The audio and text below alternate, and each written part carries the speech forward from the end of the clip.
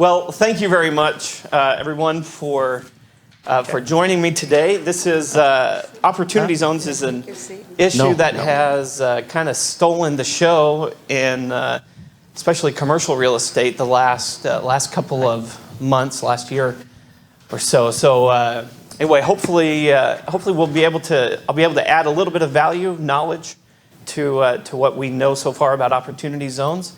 And specifically, we're going to zero in today on the Opportunity Zones in the West Valley. And from a city's perspective, what cities are looking for in those Opportunity Zones in the way of development.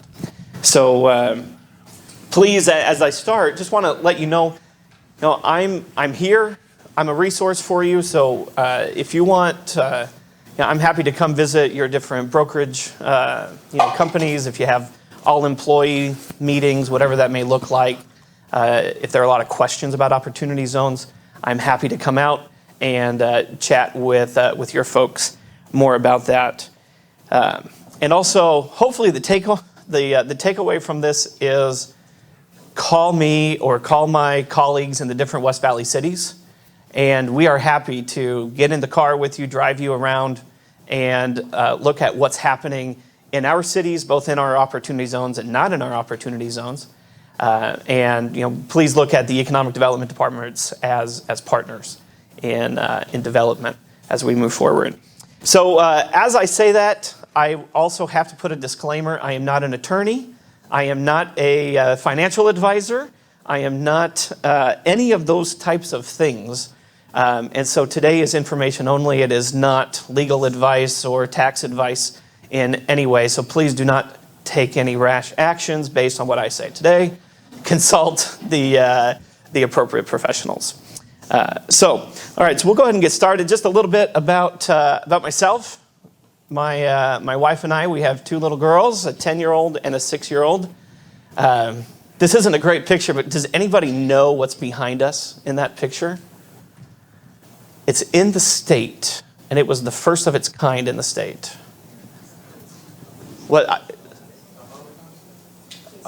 Prison. It's the territorial prison in Yuma. Yeah, anybody been down there? Cool, nice little visit. They've done a lot of great improvements along the riverfront there, if you haven't been down there recently. So anyway, my wife is a teacher at Canyon View High School, and we live in Goodyear, and obviously I work for the city of Avondale. And, sorry. Just a little bit about myself, too. I know, I think we're streaming to folks in Pinal County and Douglas as well. So a little bit about myself. I've worked for the city of Avondale for just under a year. Before that, I worked for the town of Wickenburg. So anybody, any realtors from Wickenburg here today? I didn't recognize anyone. So I worked for the town there. And before that, I worked for the city of Nogales. So greetings to my friends in Douglas. I know many of the challenges and opportunities that our border communities face, and there are many. And so now I'm in Avondale and have absolutely loved our team and lots of great things happening in the West Valley. So let's go ahead and move right into Opportunity Zones. How many of you know what an Opportunity Zone is? Okay, you've heard of it, perhaps. All right, here's another question. How many of you know if you live in an Opportunity Zone? You do? Okay, so a lot fewer hands. How many of you know where the nearest Opportunity Zone is to where you live?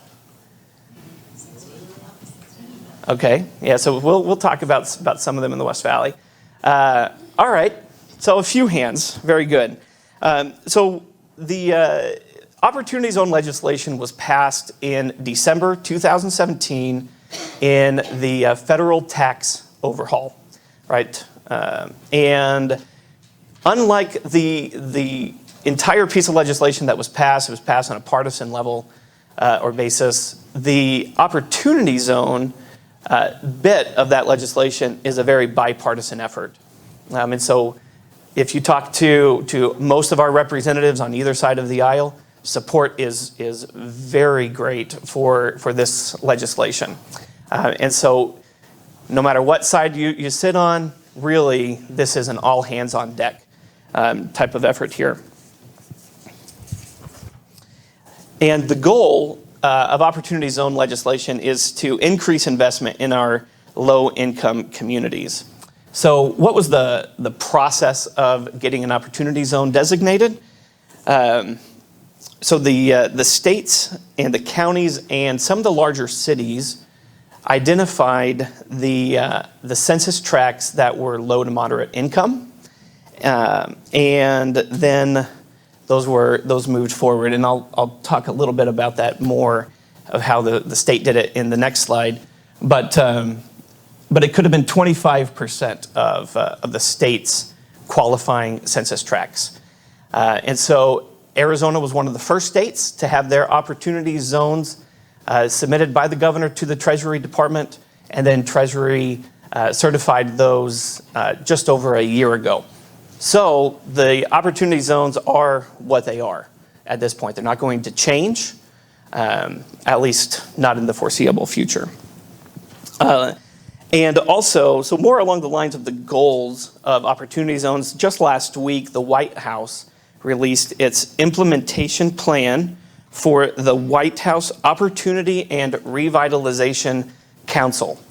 I don't expect any of you to remember that, but we'll give you some more information, or Liz will provide some more information after at the end of this. But the goal of the council is to coordinate public investment with private investment in these opportunity zones. Ultimately, there are a bunch of federal financial programs that are available. They want to try to channel those into opportunity zones to match up with private investment and bring those investments into the generally distressed census tracts that don't attract investment. That's kind of the goal. We'll see how that moves forward. Okay, so what was the criteria to qualify as an opportunity zone?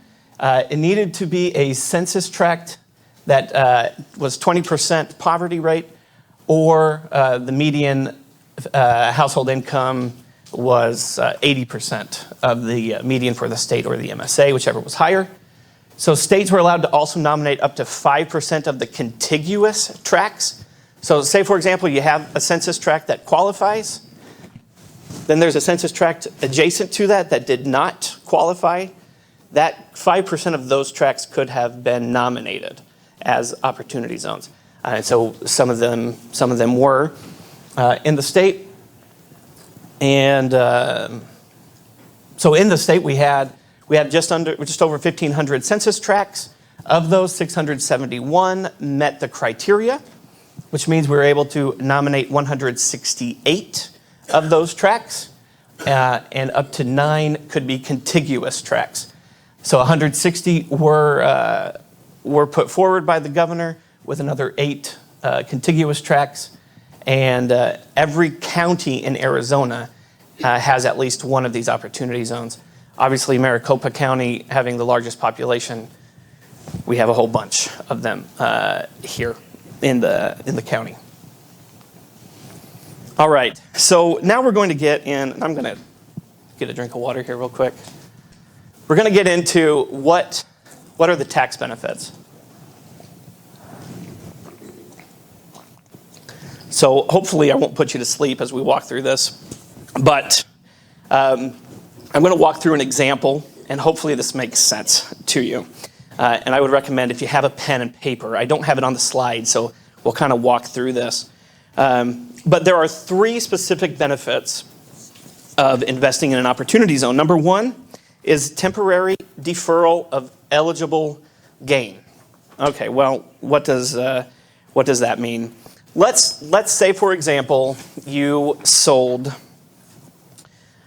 IBM stock for $2 million. Okay, I don't know about you. I'm not selling IBM stock for $2 million anytime soon, but perhaps you have clients who do. And of that $2 million value stock that you sell, $1 million of that is a capital gain, right? So you invested $1 million originally in IBM stock. That $1 million has now grown to $2 million. You sell it, there's $1 million gain on top of that, right? So that gain is taxable, right? At about 23%. So for easy math, we're just going to say 25%. because that just makes my world a whole lot easier. So of $1 million of a 25% tax liability, how much would we be writing a check to the federal government for? $250, right? $250,000. Who wants to write a $250,000 check to the federal government? Come on, we like our paychecks, right? Government employees, even being a city employee. No, of course not, right? Nobody likes to. And so you have an option, right? Who's heard of a 1031 exchange? Very common, right? That's oftentimes used for these capital gains, be put into a 1031 exchange. Well, now there's a new kid on the block, an opportunity zone investment, right? And so instead of paying that $250,000 tax, you can put that money to work in, excuse me as I work through my notes here. You can take that money to work into an opportunity zone project. And we'll get into some of the details here. But unlike a 1031 exchange, you don't have to invest the whole $2 million. You could invest just the capital gain, the $1 million. And then the other $1 million of principal that you had, you could go buy a house or a yacht, whatever you want to buy, right? Or you could put it all to work. It doesn't matter. And so you take that $1 million of capital gain, and the first step is to invest it into a fund, an opportunity fund. So there is a requirement for this intermediary step, right? Opportunity funds have been cropping up everywhere. If you talk to your banker, they will probably know of an opportunity fund or a wealth management firm. They have probably started one, or they can refer you to some. It could be self-declared, or it could be a pooling of investors putting their money together, right?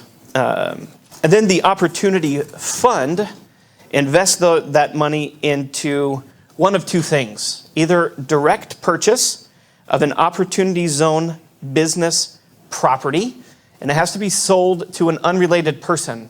Right? So if you have let's say a strip mall in an opportunity zone, and you want to sell it to your son or daughter, that would not be eligible for an opportunity zone tax benefit. It would have to be an unrelated person.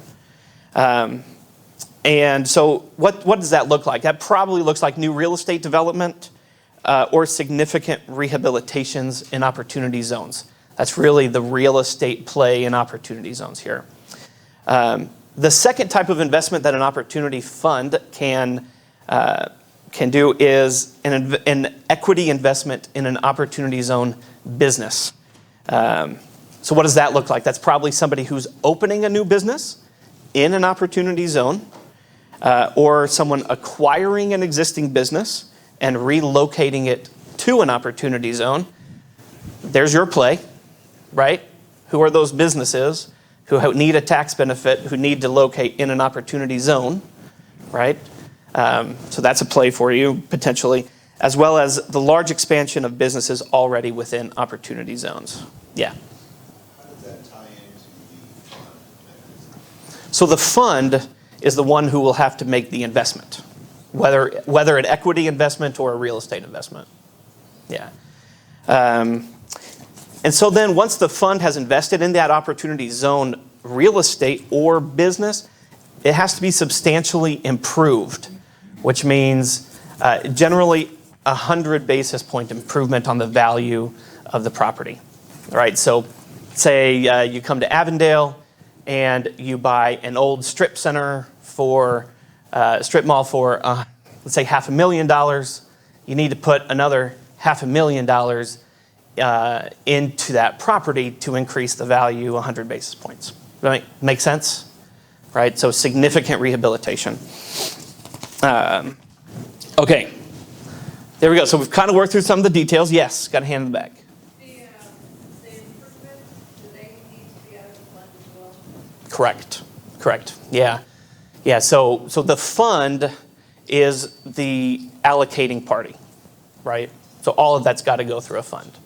So talk to your banker. I'm sure they would love to set up a fund for you, right? And they'll recoup 5 to 10%, I'm sure. Okay, so what are the tax benefits once again? Deferral of the gain, right? of the tax liability. So you can defer it. What happens to that deferred tax liability? Well, if you hold your investment in that opportunity zone for up to 5 years, then your tax liability gets reduced 10 basis points. All right, so instead of owing $250,000, your tax liability is now decreased to $225,000, right? So $25,000 savings based on our example, right? If you hold it for 7 years, then your tax liability is reduced another 5 basis points. All right, so now we're looking at a tax liability of, I don't know, $212,500, I think, would be what it is, based on our example. So 7 years. Here's kind of a caveat. December 31, 2026, the tax man comes calling. So that tax liability will be due at the end of 2026. Anybody know what else is going insolvent in 2026? Social Security or Medicare, one of them, right? Interesting timing, I thought. Okay. And so the tax man will come after at the end of 2026. If you hold that asset for 10 years, then here's the kicker. This is where it really gets lucrative. If you hold it for 10 years, then the tax liability on the appreciated value of the asset is waived. So let's say this shopping center that you bought in Avondale for $500,000, you put another $500,000 into it. In 10 years, you sell it for $2 million. You have now realized a gain of $1 million on that asset. There would have been a tax liability of $250,000. That tax liability is gone. Make sense? Yes, sir. Are they forcing you to sell it? No. Okay, so you have No tax liability until you sell. Correct. It's even more. At least, to the best of my knowledge, I will defer to a tax accountant otherwise. Is it, can you buy land and improve the land? So can you buy a raw piece of dirt and build a strip center? You can, yeah. So just last week, in fact, last Wednesday, Treasury released new guidance rules in regards to opportunity zones. And the vacant land was a big question. In fact, so the value of the vacant land does not count towards the value of the real estate asset purchased. So, for example, I kept it simple for a purpose, right? But if you buy that shopping center in Avondale for $500,000 and the value of the land underneath it, let's say, is 50% of the value, then the requirement to substantially improve the value of that asset is actually only $250,000 because they're subtracting the value of the property. Now, if you buy vacant land, you could possibly hold it and not substantially improve it, because what's the value of zero? Zero, and how do you increase a value of zero? Right, because they're reducing because the value of land is not included in that improvement calculation. So there are still some questions out there, but one of the plays here is if you do substantially improve a property, tenant improvements would count towards that substantial improvement. So, even if you were to lease a space like this, right, and substantially improve that space, then that could count as well.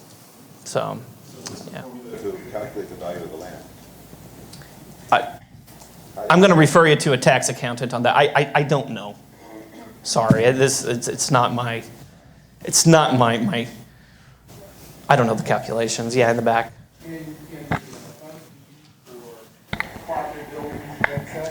For what? Excuse me. Apartment buildings. Yeah, absolutely. Good. Absolutely. So, really, the real estate play in this is anything, right? Residential, industrial, commercial, retail.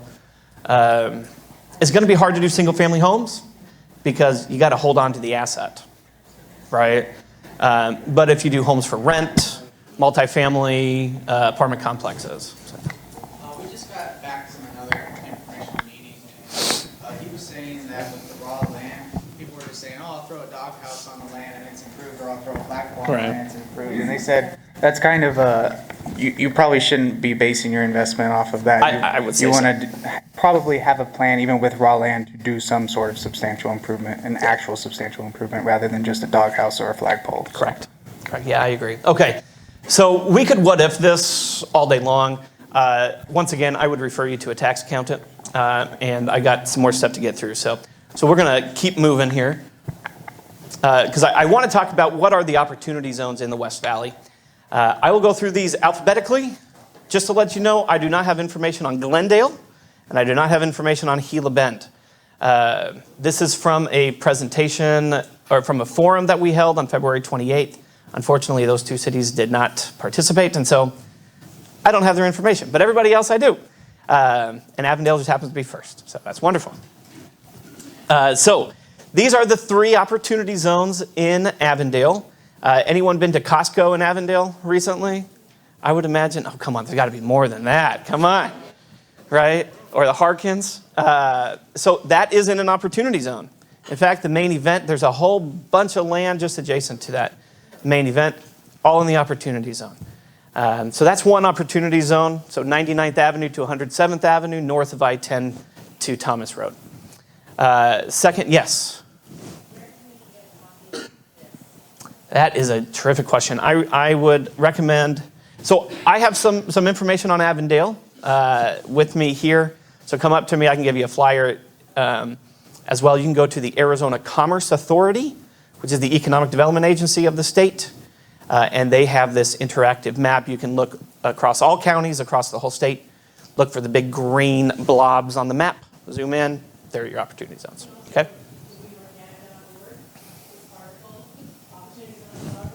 There you go. All right. I think it's up there. No, it is. All right. So opportunity zone number 2 is Thank you. goes from about Walmart and Fry's in Avondale on Dysart Road and McDowell Road, south along the river, south of I-10 down to where Sam's Club is, and then into our historic Avondale area, down to MC 85 and Western Avenue and Central Avenue. And then the third one is in South Avondale, just north of the Gila River and the ISM Raceway, up to Avondale Boulevard and Lower Buckeye Road. And so we actually just last month had groundbreaking for a 3,700 home master plan community there named Alamar. So keep your eyes open, maybe some options for you there. So what's going on in Avondale? This was a question I had just before we started. We have ACOS Medical Campus, in fact, just put up a construction fence, I think Monday. They will build 2 68,000 square foot Class A medical office buildings at 107th Avenue and McDowell Road at I-10. We're excited about that because we have no Class A office space in the Southwest Valley and Avondale specifically. And so we are real excited about that. 4 new hotels and actually a 5th one coming in. Just this morning we were chatting, we're looking at probably over the next couple of years, 1,000 to 1,500 new hotel rooms in the Southwest Valley alone, with all the hotels that are coming on board. Portillo's, anybody heard about Portillo's? Yeah, we are all excited about that. It has been tilted, it is ready to go. It'll open Q3 of this year. 9,000 square foot restaurant next to main event. And then we have over 1 million square feet of speculative industrial space going through the planning phases currently in Avondale. And a couple of our recent locates in Avondale, King Coil, Copper State Rubber, Site Solar, and others. So our 3 zones, the one where Costco is, we call the 99th Gateway Zone. And the author of this legislation, Senator Booker of South Carolina, was here for a groundbreaking in February. And we are real excited about this. This was the first ground broken on an Opportunity Zone project in Arizona, in Avondale. former Governor Jan Brewer, Martha McSally, and a couple others were there as well. So what are we looking for in this zone? This is really our retail, office, hospitality. So if you know of clients who are looking to put money that way, please come chat with me. We would love to help you out there. In our historic Avondale area, this is pretty neat. So besides the Opportunity Zone tax benefits, we can also layer new market tax credits, as well as we have an infill incentive district that reduces impact fees and permit fees to encourage investment in this area. This is a great opportunity for redevelopment, maybe a 4-plex or an 8-plex in the area, as well as some commercial properties that could be rehabbed along Western Avenue. And then our Tres Rios zone by the river. Lots of new homes coming in, over 5,000 homes planned in the area. Great opportunity for commercial, as well as some multifamily is planned in the different developments that are coming. So obviously, Avondale's the clear choice. How many Avondale residents do we have here? All right, we got a few. Good. All right. Well, you'll just ask them, and they'll know Avondale is the clear choice. And I'm sure all of my colleagues would say the same thing if they were here giving this presentation. All right. So real quick, I know we're almost out of time, so we'll go through these different cities here.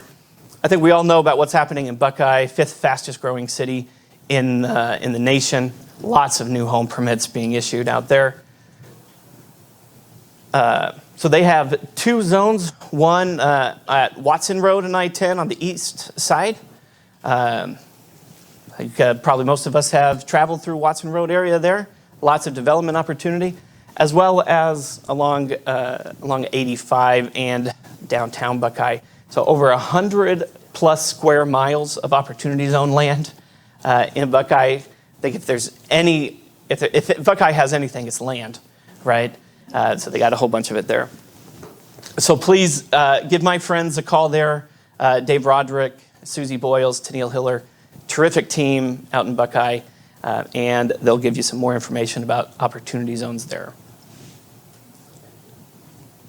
Sorry, I got to keep moving. All right, so El Mirage, 10 square miles. I think all of us probably know where El Mirage is. Decent demographic information there. Tom Doyle is my colleague there, so please give Tom a call. If any of you know Tom, he's about the nicest person in the world. He will give you, he'll give you as much time as you need to talk about El Mirage, and he finally got a Dairy Queen, I think, is coming. He has been asking for a Dairy Queen. For as long as he's been in El Mirage, he's been asking for a Dairy Queen, and it's coming. So their Opportunity Zone is bounded by Grand Avenue, Thunderbird Road, and the railroad down to where Walmart is, right? Most of that is built out to single-family homes. But there is opportunity there for rehab, as well as their they call urban corridor at El Mirage Road and Thunderbird Road. So still some opportunities there. Excuse me just a minute.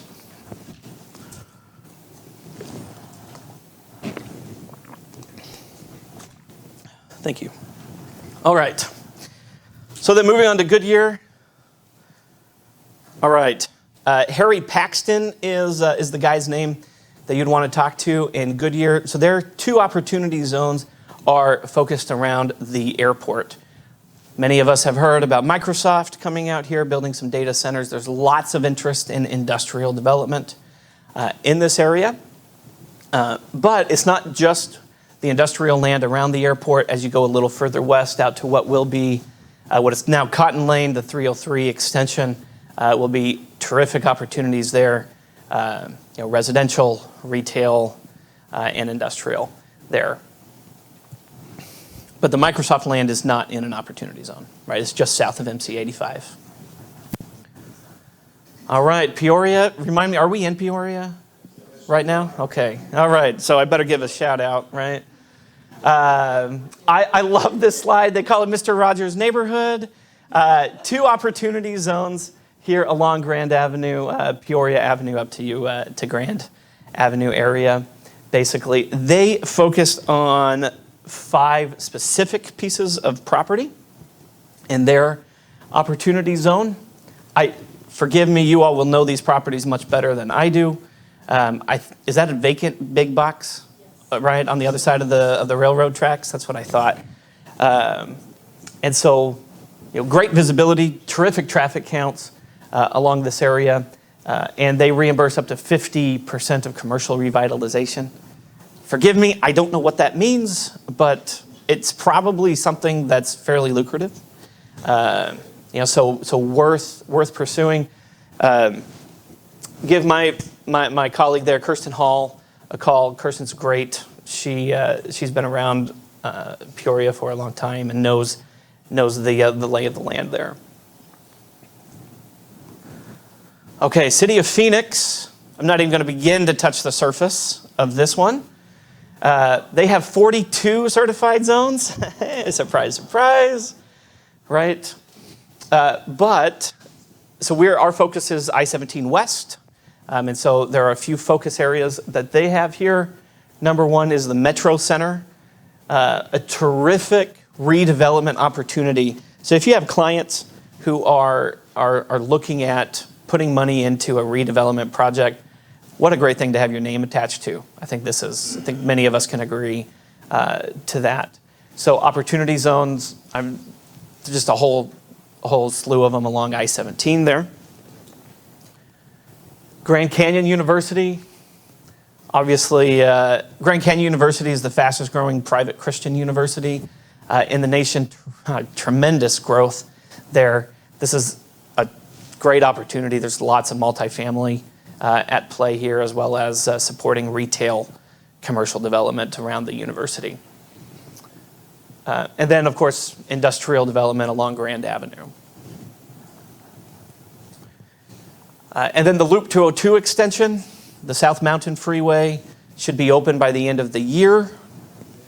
Let's hope, right? How many of you love it when the interstate is closed every weekend? I feel like I'm stuck in Goodyear and Avondale because I can't go anywhere.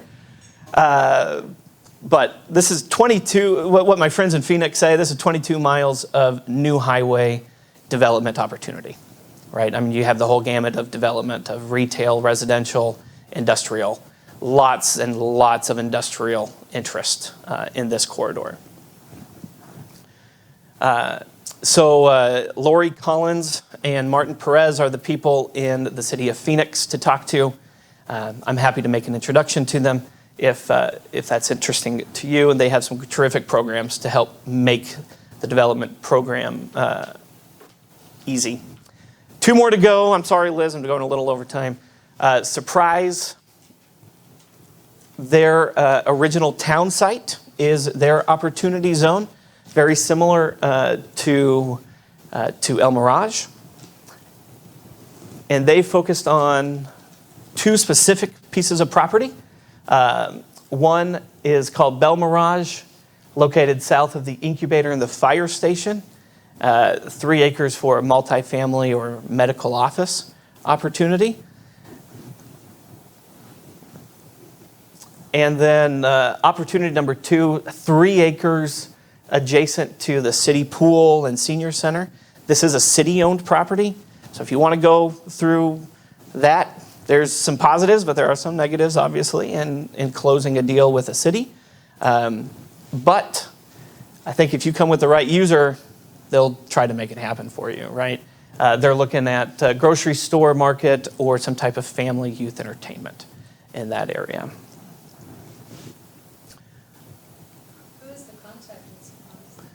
Sam Pinkel, that'll be on the next slide. So what I didn't talk about in opportunity zones is that there are a number of timelines that have to be met into which money is invested, both into a fund, and then a fund allocates money to a project. And so it'll be pretty quick. You have 180 days to deploy money into a fund, and then a fund has another 180 days to deploy that into a project. And so obviously entitlements and zoning is a question mark. Here, the cities have to be prepared to receive you, right, and get the project going. Yeah.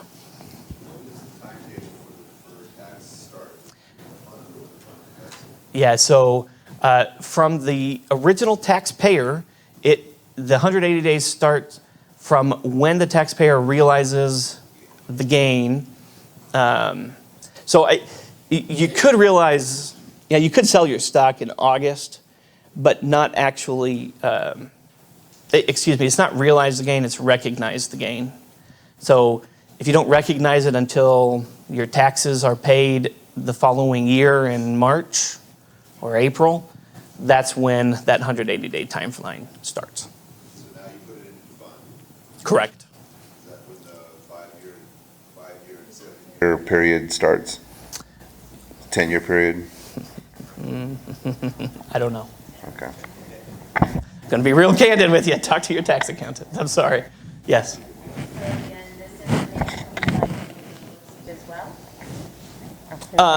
This So- information we find on the website as well The- for the timeline considerations?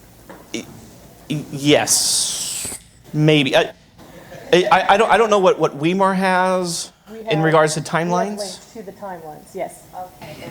This is surprise specific, right? So we have our links, in this article, we go to the IRS, who is the person who's supposed to do that. We also go to information pages on opportunity zones at the Treasury Department, who is the creator of that type of thing, so that when you get done, you have all the facts from the people who make the facts. So here's Sam's contact information. Yes, You said that was surprise specific. correct. Does that mean that surprise actually says they're going to give building permits in as little as 5 days? They're prepared to do that? I find that very difficult. So Yes. Just having a little experience in this business. I've never heard of more than a 24-hour turnaround, right? That just seems ludicrous. Yeah. So some cities, Phoenix, apparently Surprise, they have a self-certification program. What that means is they have a list of architects, engineers, other professionals, mostly architects and engineers, who have been pre-vetted through their departments, planning and zoning departments. Who, if you use that specific contractor, then it doesn't have to go through the same review process by the city staff as it does others that aren't on the list. Does that make sense? Because those vendors have already been trained in what is required. Peoria has the same thing. They have a self-certification as well. So that's how you get to those short timelines. You're on a different track for approvals. So that architect stamp or that engineer stamp means more, right? That's not going to mean the city isn't going to review those plans, right? But it may not. And our city, honestly, Avondale does not do that, right? We keep it in-house, and everyone's treated the same. Okay, we've got one more to get through, and then I know I got to get off the stage here. Wickenburg, so near and dear to my heart, having worked there prior to Avondale. Wickenburg Ranch, probably many of you have been up there. Many awards for the golf there and the home development.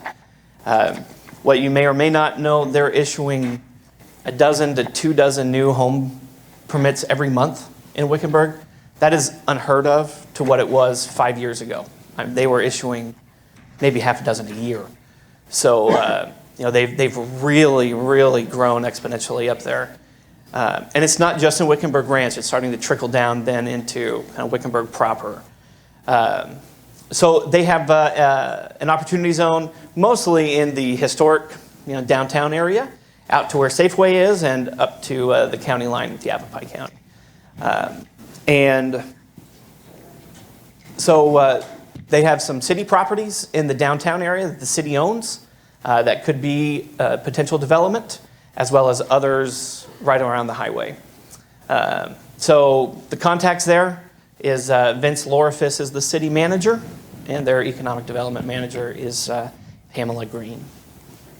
So that's the end of my presentation here. Thank you so much for your patience.